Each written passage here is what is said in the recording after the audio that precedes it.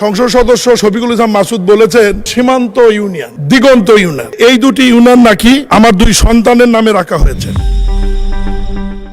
দুই ছেলের নামের সঙ্গে মিল রেখে ইউনিয়ন পরিষদের নামকরণ করায় সমালোচিত হয়েছেন স্থানীয় সরকার প্রতিমন্ত্রী মীর শাহে আলম।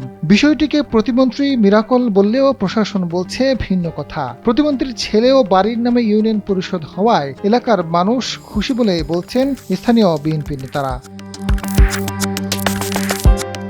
স্থানীয় সরকার প্রতিমন্ত্রী মীর শাহে আলমের নির্বাচনী এলাকা বগুড়ার শিবগঞ্জ উপজেলা ভেঙে মোকামতলা নামে নতুন উপজেলা গঠনের পর 4টি নতুন ইউনিয়ন সৃষ্টি হয়েছে। এর মধ্যে মীরবাড়ি, সীমান্ত ও দিগন্ত এই 3টি ইউনিয়নের নাম প্রতিমন্ত্রীর পৈতৃক বাড়ি ও দুই ছেলের নামের সঙ্গে মিল রাখা এলাকা জুড়ে সমালোচনার ঝড় উঠেছে।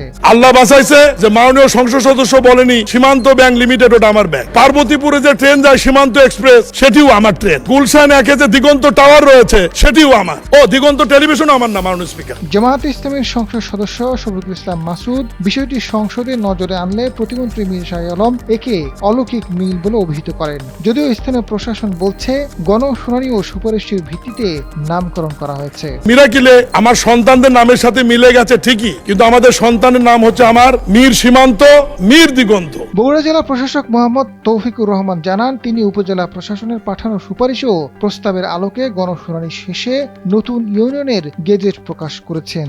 তবে এ বিষয়ে প্রতিমন্ত্রী কিছুই বলেননি।